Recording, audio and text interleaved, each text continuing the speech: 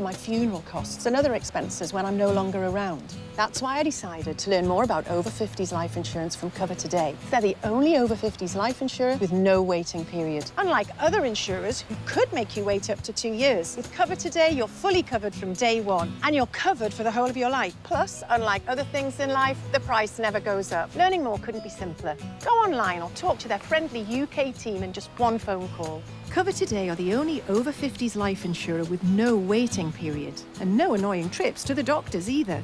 Plus, you get your choice of a £125 gift card. Now I'm with Cover Today, I can get on with something much more interesting. To get a free life insurance quote, call our friendly UK team on 0800 542 1545 or visit covertoday.co.uk. When Tony passed, we wanted to celebrate him his way. All he ever spoke about was bite this, bite that. I'll never forget our first date. Huge grin on his face as he rode up on that big noisy thing. And that's exactly the way he'd want to be remembered. At Co-op Funeral Care, we offer a choice of funerals including direct cremation. We're right by you when you need us. Search online, call us or visit your local funeral home.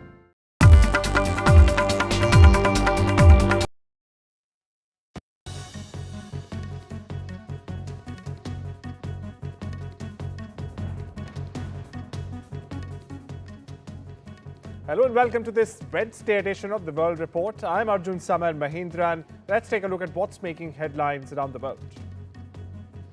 On US sanctioning 50% tariff on India, Roman Babushkin, charged the affairs of the Russian embassy in India, has moments ago, in fact, said, and I'm quoting him here, if Indian goods are facing difficulties entering the US market, the Russian market is welcoming Indian exports. Listen in.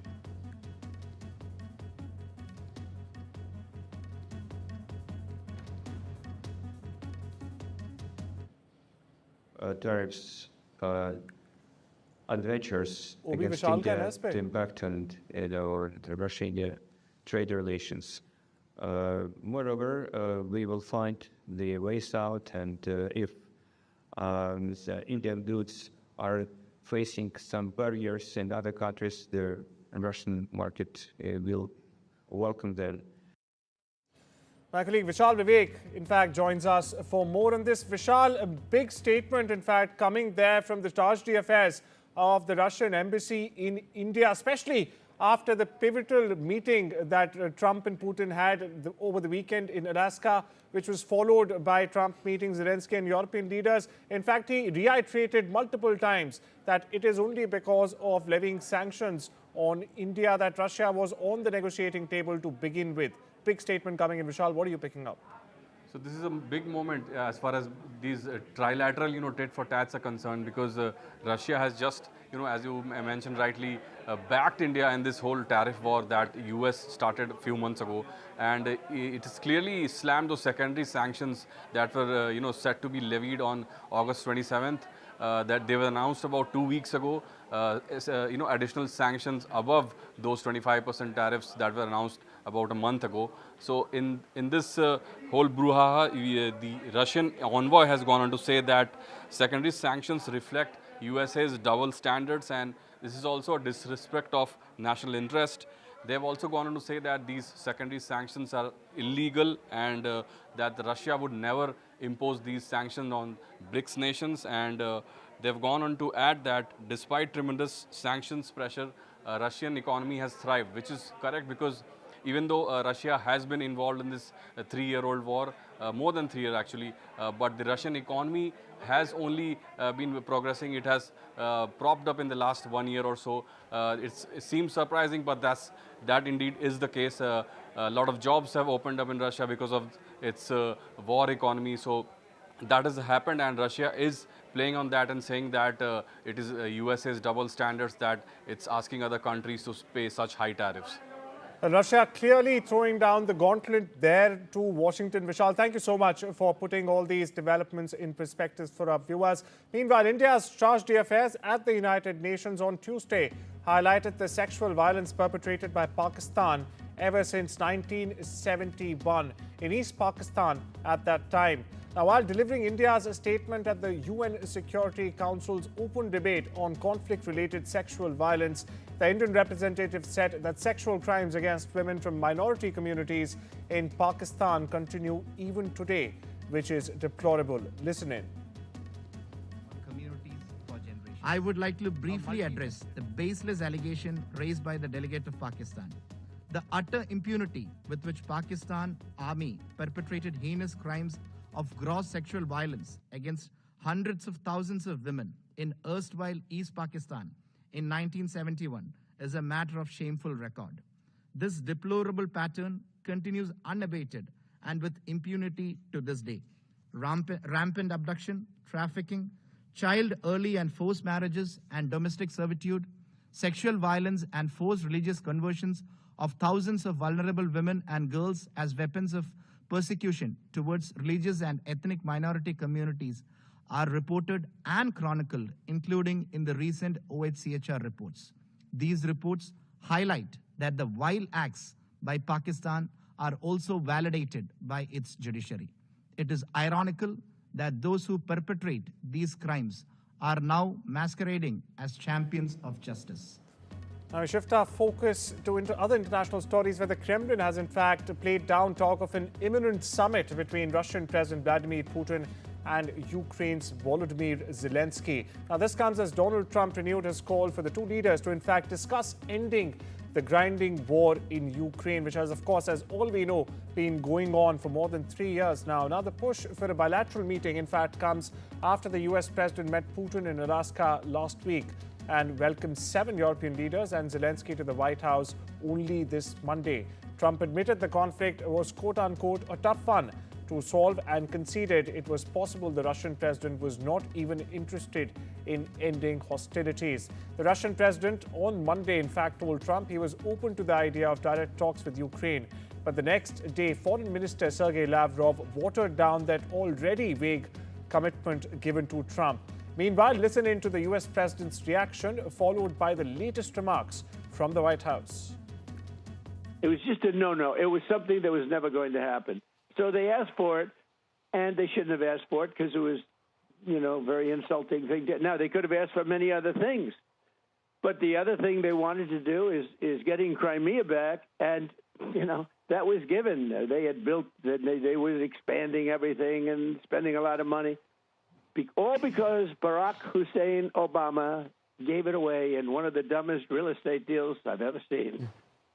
But Mr. President, you got the Article 5 protections, though, for Ukraine. So they're not going to be a part of NATO, but you still got them the same protections. So they're not going to be a part of NATO, but we've got the European nations, and they'll front-load it, and they'll have some of them, France and Germany, a couple of them, UK. They want to have boots on the ground. Not in. I don't think it's going to be a problem, to be honest with you. I think Putin is tired of it. I think they're all tired of it. But you never know. We're going to find out about President Putin in the next couple of weeks. That I can tell you, and we're going to see where it all goes. It's possible that he doesn't want to make a deal. What kind of assurances do you feel like you have that going forward and past this Trump administration, it won't be American boots on the ground defending that border? Well, you have my assurance, I'm president, and I'm just trying to stop people from being killed, Charlie. Look, they're losing from 5,000 to 7,000 people a week in that ridiculous war that should have never happened. The Kremlin seemed to indicate that Putin did not firmly agree to a bilateral. Did he agree to have a sit-down with just Zelensky on the phone? I can assure you that the United States government and the Trump administration is working with both Russia and Ukraine to make that bilateral happen as we speak. I understand that the White House is working and allies are working to make this meeting happen, but did Putin promise to do a meeting with Zelensky, a direct meeting, in the coming weeks? He has, and I just answered that question for you. Franco. Taking the first big steps to reset the entire trajectory of bilateral relations, India and China have decided to work on a settlement of the boundary question, and an expert group will be set up, in fact, to explore an early solution to boundary delimitation. After PM Modi, External Affairs Minister and National Security Advisor Ajit Doval where Chinese Foreign Minister Wang Yi, the Ministry of External Affairs, issued a statement on Tuesday, and it said that the two sides have decided to resume direct flights at the earliest and increase the scale of Indian pilgrimage to Mount Kailash and Lake Mansarovar as well. Now, PM Modi will attend the Shanghai Cooperation Organization Summit in China, and the two sides also agreed to the reopening of border trade through the three designated trading points. Doval, I'm very pleased to meet you again in New Delhi for this round of talks between the special representatives of China and India on the boundary question. The setbacks we experienced in the past few years were not in the interests of the people of our two countries. And then in October last year, President Xi Jinping and Prime Minister Modi had an important meeting in Kazan. That meeting pointed the direction for the development of our bilateral relations and provided impetus for the proper settlement of the boundary question.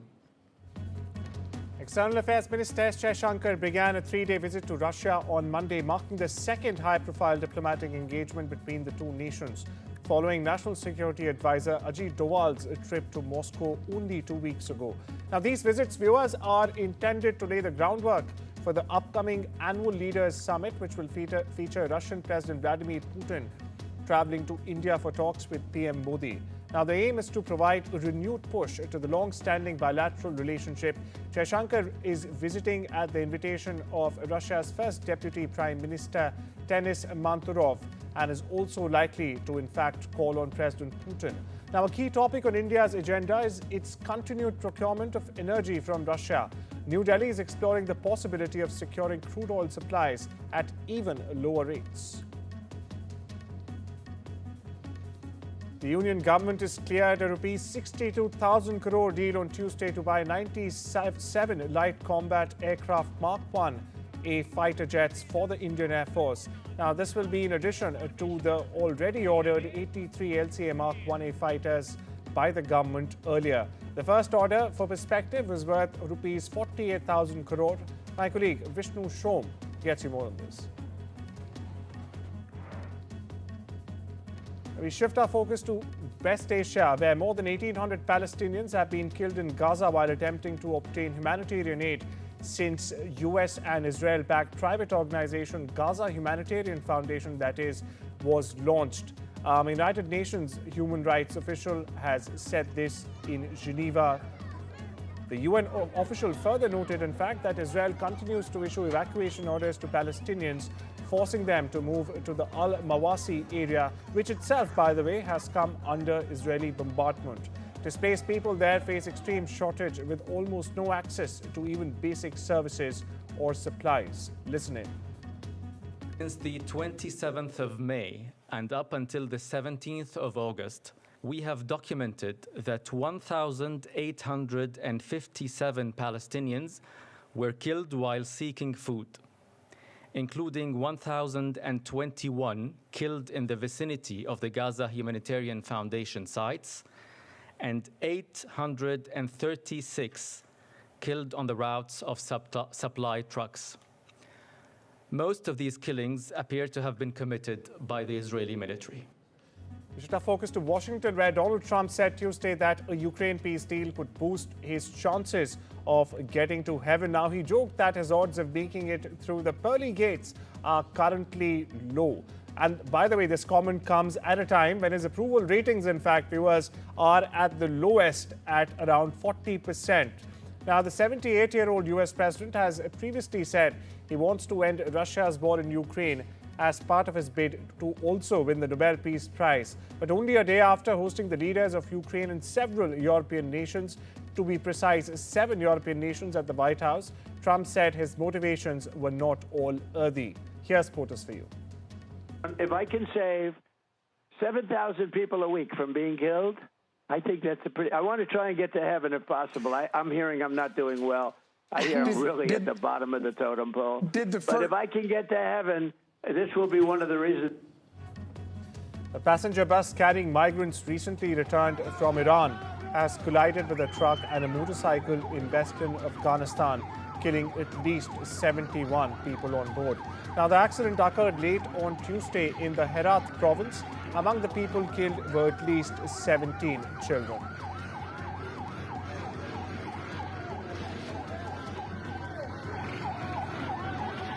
Over in the US, the Menendez brothers, or should I say the infamous Menendez brothers, viewers, are set to make their cases for parole starting Thursday. Now, this marks the closest they've been to, in fact, winning freedom from the prison since their convictions almost 3 decades or 30 years ago for murdering their own parents. Eric and Lyle Menendez were sentenced in 1996 to life in prison for fatally shooting their father, Jose Menendez, and mother, Kitty Menendez, in their Beverly Hills, uptown Beverly Hills mansion in 1989. Now, the convicts were 18 and 21 at the time, while defense attorneys argued that the brothers acted out of self-defense after years of sexual abuse by their father. Prosecutors claimed the brothers killed their parents for the multi-million-dollar inheritance. We get you more. They will be considered individually and have their hearings through video conference, with the board assessing whether the brothers pose an unreasonable risk of danger to society, if released, considering factors like criminal history, motivation for the crime and signs of remorse, behavior while in prison, and plans for the future. If the parole board decides they should be released, the decision has to be reviewed by their chief legal counsel within 120 days. Then, California Governor Gavin Newsom has the final say and has 30 days to grant or deny them parole. Congressional lawmakers will get their hands on a first tranche of Epstein files in the coming few days. The House Oversight Committee Chair James Comer, in a statement Monday, said the Justice Department would in fact start to turn over Jeffrey Epstein-related materials this Friday. Now, it's less than 2 weeks after the Kentucky Republican transmitted a subpoena to the agency to demand access to documents connected to the deceased financier and convicted sex offender. Up north, Canada's Conservative leader Pierre Poilievre has won a closely watched by-election in the province of Alberta. Now, this gives him a chance to return to the parliament after suffering a shock defeat in April's federal election. Poilievre finished with 80.4% of the votes after Monday's election in the riding of Battle River Crowfoot in the deeply conservative Western province. Veterans from the United States' 20-year involvement in Afghanistan are telling the commission reviewing decisions that shaped that war that it was indeed hell, but also confounding, demoralizing, even humiliating at times for them. Now, the bipartisan Afghanistan War Commission is aiming to reflect veterans' experiences in a report. Now, this is due to be given to Congress next year. We get you more. We're an independent legislative commission appointed by a series of different committees, House and Senate, to examine the 20 years of U.S. engagement from 9/11 through the withdrawal in August 21 in sort of all of its dimensions. Scientists expect Kilauea volcano to again gush lava in the coming days for the 31st time since December, as the mountain lives up to its identity as being one of the world's most active volcanoes. A few lucky residents, meanwhile, and visitors along with them will have a front row view at the Hawaii Volcanoes National Park. Hundreds of thousands, in fact, more will be watching popular live streams made possible by 3 camera angles specially set up by the U.S. Geological Survey. Scientists, meanwhile, say magma has been using the same pathway to get to the surface since December, making the initial release and subsequent episodes all part of the same eruption. Listen in. It's a great question as to how long this eruption is going to last. I have gone back and forth. I've said, well, this is going to die out. And I've also said, this is going to be the eruption for the rest of my life. So somewhere in between those two things is probably where the answer lies. But right now, and I think this is the fascinating part of what's happening up there in terms of the dynamics. It's time we step into a short break. Much more on the other side.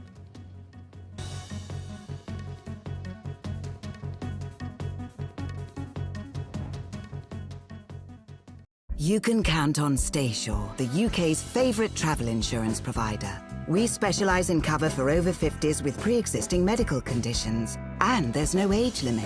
Whether you're planning an epic, once-in-a-lifetime adventure or revisiting your favourite holiday spot one more time, we offer cover for single or multiple trips throughout the year. Stay Sure Travel Insurance, the UK's favourite. Get your quote online or give us a call today. Sale now on. Whatever you need to ask about cancer, Macmillan's free support line is just a call away. Hello, Macmillan. Whether it's money, am I going to lose my job? Getting on with life, Can I still go abroad? Get insurance? or just need someone to listen, How do I tell them? our specialist advisors are here to help as often as you need them.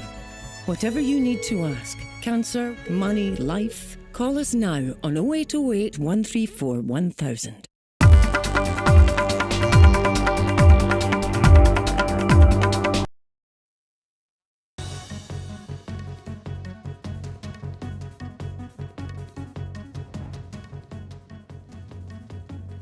Welcome back. You're watching this Wednesday edition of the World Report, and we shift our focus to the world of business now. Viewers, bear with the traditional peak season of September and October for auto sales approaching. Many automakers, including Tesla and the likes of even Audi, are moving early by launching new models or opening pre-sales in Shanghai, aiming to secure a head start. Now, take Tesla, for example. It selected Shanghai as the stage for the global debut of all of its new model YL. Listen in. The start of a new era, because it's our first EV that has really been developed in China for China, based on the concept of the best of both worlds. And for sure, we want to make now the E5 Sportback a big success, but it's only the starting point. And there will be further models released. There will be upper class SUV be released, and then there will be an upper class sedan-like car released, and further models are under development. NVIDIA is developing a new AI chip for China based on its latest Blackwell architecture that will be more powerful even than the H2O model that it currently allows to sell there, according to reports. US President Donald Trump, meanwhile, last week opened the door to the possibility of more advanced NVIDIA chips being sold in China. However, reports noted that US regulatory approval is still far from guaranteed, and deep-seated fears in Washington about giving China too much access to US artificial intelligence technology.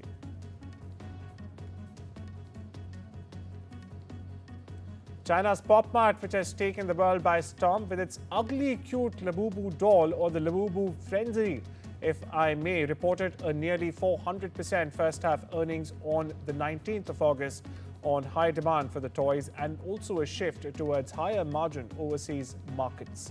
Now, shares in PopMart have risen more than 200% year-to-date, making the Chinese toy company more valuable than traditional industry giants such as Barbie maker Mattel and Hello Kitty parent Sanrio. Viewers, India is building its tallest and most powerful rocket yet. It's nicknamed Surya. It stands tall at 92 meters, even surpassing the Qutub Minar, and also promises heavy lift capability, reusability, and most of all, green fuel. It's designed for future space station missions. The next generation launch vehicle also marks a bold leap in ISRO's space ambitions. NDTV science editor Pallav Bagla reports from New Delhi. India is getting ready for making its next generation launch vehicle, and there is now a name for it, Surya. The Surya rocket is going to be 92 meters tall, which means it is 20 meters taller than the Qutub Minar, which stands at 72 meters. So an Indian rocket taller than the Qutub Minar and with very heavy lift capability. It is made so that it can carry very heavy satellites into space, and ideally to be used for the making of India's space station, or the Bharatiya Antariksh Station. It is powered by many engines, and ISRO says in the first stage, the engines will be made so that they will be retrieved and reused. Till date, India does not have reuse capability of its rockets. So Surya will also give reuse capability for India's rockets, and will also be able to launch heavy satellites into space. Surya rocket, ISRO says, will be a game changer. It uses new fuel, it uses new technology, and ISRO says once they get approval, they will launch it in less than 8 years. India's Polar Satellite Launch Vehicle and India's Bahubali rocket, the launch vehicle Mark III, have made ISRO and India proud. And now the next generation launch vehicle, Surya, getting ready. With camera person Xavier Thomas in New Delhi, Pallav Bagla for NDTV. Austin Butler, Zoe Kravitz and Darren Aronofsky premiered their film Caught Stealing in London on Tuesday evening. Now directed by Aronofsky, the movie is based on a novel by Charlie Huston, who also in fact wrote the screenplay. It's set in the late 1990s and follows Butler's character, Hank, who gets entangled in the criminal underworld in New York after he's asked to look after his neighbor's cat. Butler and Kravitz both said they jumped at the chance at appearing in the Aronofsky film. We get you. Puerto Rican. Secret of playing a drunk scene, a lot of practice. It's like feeling very loose, feeling free, thinking you're a lot more fun than you actually are, maybe. I think it's a combination of spending time together and rehearsing a lot, and then also being really specific about the characters. You know, I think it was really interesting that Darren, he was very specific about these being two people that were in this kind of gray area, and I think that's something we don't see a lot on camera, you know. And that's all we have for you this Thursday. Take care and have a wonderful day.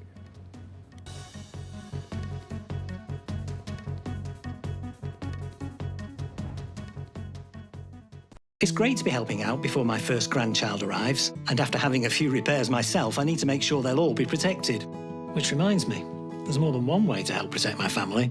Welcome to British Seniors, the UK's #1 rated provider of over 50s life insurance. How can I help? Hi, I'd like a quick quote. You've come to the right place. We're proud to offer our seniors lifetime guarantee, with 100% of claims having been paid.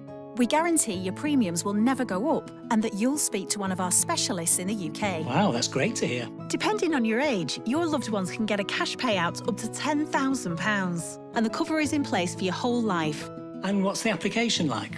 It couldn't be easier to apply. If you're a UK resident aged 50 to 80, you're guaranteed to be accepted, and you can arrange everything in a matter of minutes. There are no medicals or blood tests. Prices start from just £4.52 a month for £1,000 of cover. Wow, that money could help with funeral costs or as a gift for my grandkid. I'll do it. As the UK's #1 rated provider of over 50s life insurance, we're proud to protect thousands of families across the UK. We're rated excellent by Trustpilot and also rated platinum by FIFO. Plus, when you sign up, you'll receive a £135 gift card and free 24/7 GP advice and health services. He's going to be named after his granddad. Be proud to protect your loved ones with British Seniors. To get a free life insurance quote today, call our UK team on 0800 781 0770 or visit britishseniors.co.uk. Dealing with my lot means making smart choices and trying to find the time to plan ahead. And with our family growing, I want to protect the life we've built. Welcome to Smart Insurance. How can I help? Hi, I'd like a quick quote, please. You can choose a benefit amount up to £750,000 depending on your age. And you can personalise your policy with optional critical illness and children's cover. Brilliant. If you're a UK resident aged 18 to 64, you can apply with just a few health and lifestyle questions. For £250,000 of cover, the price starts at just £14.77 a month. That's less than I thought. And could help my husband pay off the mortgage. Just like families, not all life insurance is the same. That's why we offer the Smart Family Guarantee. We guarantee a straightforward application process, award-winning service you can trust, and cover from day one. And it's easy to arrange. You can get covered in just a matter of minutes. That's good to know. For even greater peace of mind, you'll also receive a 100% advance in the event of terminal illness and 10% cash back on your first year's premiums. That's the Smart Cashback. Sounds great. I'll go ahead. Our Smart Family Life Insurance is exclusive to us. And when you sign up, you'll get access to free health and wellbeing services. Plus, you get your choice of a £125 gift card. Looks like my lot have learned to plan ahead too. Protect the life you've built the smart way. To get a free life insurance quote today, call our specialist UK team on 0800 977 6858 or visit smartinsurance.co.uk. No child should suffer the torture of trachoma, but so many are in pain right now. Nananga's lashes have turned inwards. They rip and tear away at his eyes. Pomelo's sight could be gone forever. He's just 3 years old. Kofanga screams for his mother. His eyes are so infected that he can't even see her. For so many children in the world's poorest countries, trachoma is torture. It's a painful infection often spread by flies, and it's destroying children's eyesight. But it could be stopped if you help today. By calling 0800 038 4926 and giving £1 a week to Sightsavers, you can help make sure children get the treatment they desperately need. You'll help us bring them the medicines and the care that can treat infections. And that means you'll be helping to save children from the torture of trachoma and a life of blindness. Please help us reach them. Call 0800 038 4926. Text C13 to 82727 or go online and give just £1 a week now. Because we need you to help save the sight of children like Nananga. We need you to help save them from the torture of trachoma. Babes, how was roaming in Italy? Oh, stunning. Didn't cost me a penny. What, the new fella paid? No, hun. Labara. No roaming fees. Bet the signal was awful. Full bars, hun. Well, you get what you pay for. Nah. Big mobile networks charge you more for what's really the same thing. You and the hubby need a better package, babe.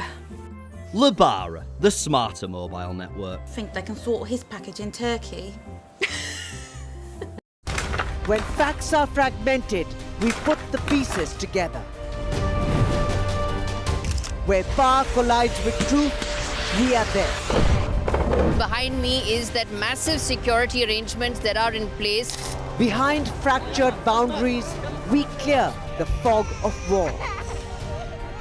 Fault Lines with Gauri Dwivedi, only on NDTV World.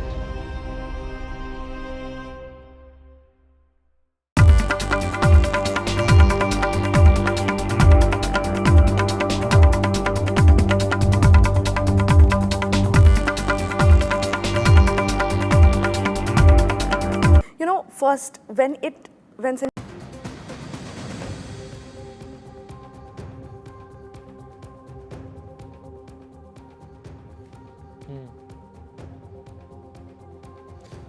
Thanks for staying with NDTV. It's a packed Wednesday here at India Global. I'm Arjun, Samar, Mahendran, and here are the headlines.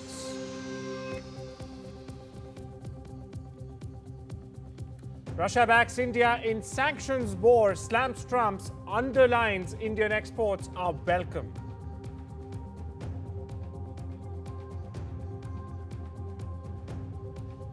External Affairs Minister Jaishankar in Russia amid tariff tensions for key meets, is set to meet counterpart Lavrov on Thursday.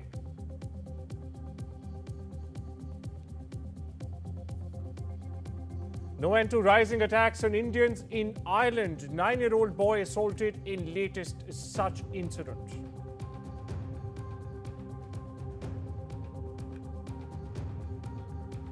Massive breakthrough in India, China deadlock. China lifts curbs on rare earths. Direct flights to resume soon.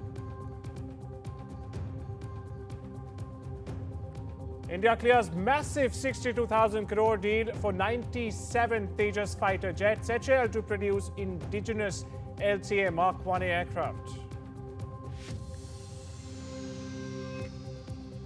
And no Pakistan, no drama in Asia Cup. Pakistan and Oman replaced by Bangladesh, Kazakhstan in upcoming men's Asia Cup hockey.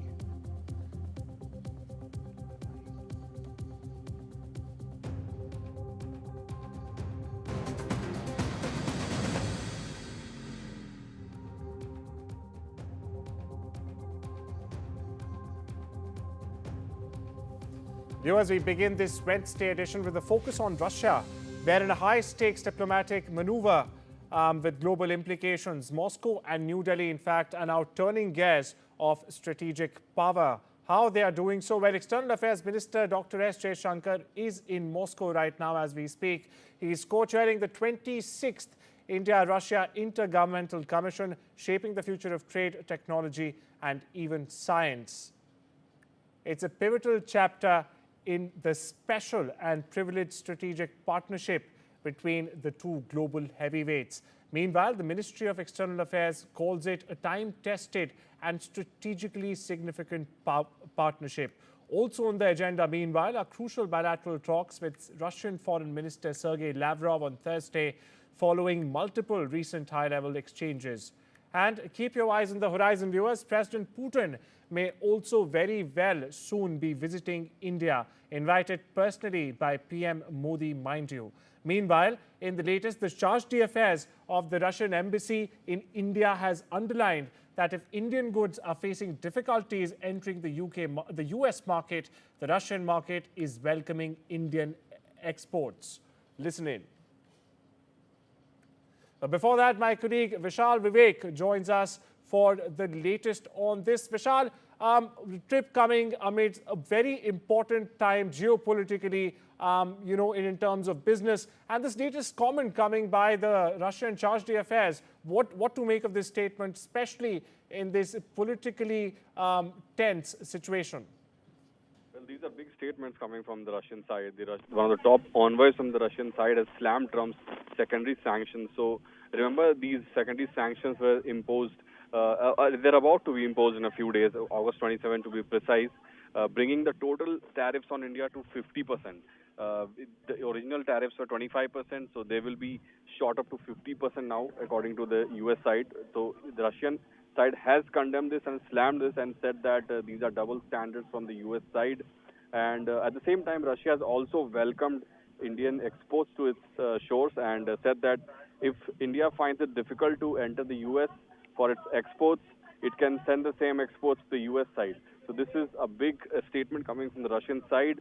And the envoy has also gone on to say that these secondary sanctions reflect US's double standards, and also that it's a disrespect of national interest, and also slammed these secondary sanctions as illegal. They have also gone on to say that Russia will never impose these kind of sanctions on BRICS nations because remember, Russia is one of the strongest nations as far as the BRICS group is concerned. And despite tremendous sanctions, the Russian economy has also prevailed in the last 2-3 years. Experts have been surprised by the fact that how that has happened, but that indeed is the case, that Russian economy has propped up in the last 2 to 3 years. So that's what the Russian envoy has summed it up and said that US needs to be slammed on the international stage. Well, Vishal, this you rightly pointed out, but this trip also has many other connotations. Of course, tariffs and the sanctions rather being the biggest or one of the biggest of them. But how does this work as a prelude to Putin's all-important planned visit to India later this year? Well, these are some of the striking points in the last few months. Ever since this whole tariff war between US and India started, because ever since US started to levy these uncompromised tariffs on one side on India and some other Asian nations, these BRICS nations have solidified their groups, and we've seen many of these top leaders, be it Lula from the Brazilian side or Russian President Putin or even other leaders in the BRICS group. They've all been speaking to each other quite often. There have been several calls that Lula has, given to Prime Minister Modi, and at the same time, Russian President Putin has also spoken to Prime Minister Modi in the last 24 hours. So this group is solidifying as we speak. This seems to be in the wake of these tariffs that have been imposed across the globe, and the background to which, according to the US, is Russia's oil that have been exported to various shores such as India and China. So they are responding to that, and sorry about that, and they seem to be doing quite well. Right. An all-important trip, as my colleague Vishal Vivek was pointing out there. And let's just play out that very important bite of the Russian charge d'affaires that only came in moments ago. We don't see much negative impact from tariffs adventures against India to impact on the Russia-India trade relations. Moreover, we will find the ways out, and if the Indian goods are facing some barriers in other countries, the Russian market will welcome them. Viewers, we now shift our focus to a brutal and heartbreaking story coming out of Ireland. A 9-year-old Indian origin boy was left bleeding and hospitalized after being stoned by a teenager in what his family calls a racist attack. Now, the boy was simply playing in his Cork neighborhood when a 15-year-old hurled stones at him. One struck his head deeply. He collapsed, was covered in blood. His family says it was no accident, it was hate, pure and simple. And it's not an isolated case, viewers. Now, only in recent weeks, in fact, within this month itself, a 22-year-old Indian man was assaulted with a knife. A 6-year-old girl was called dirty and was in fact told to go back to India. President Higgins has condemned the attacks, calling them despicable. But fear is rising. The Indian embassy, meanwhile, has also issued an urgent safety advisory. Community events are being cancelled. Parents are terrified. Meanwhile, authorities are saying extremist hate is spreading through social media and foreign calls. And now Indian lives, viewers, children's well-being are very well under threat. My colleague Disha Bagchi joins me for more on this story. Disha, could you give us a clearer picture of the atmosphere across the Indian community in Ireland? How are families reacting to this?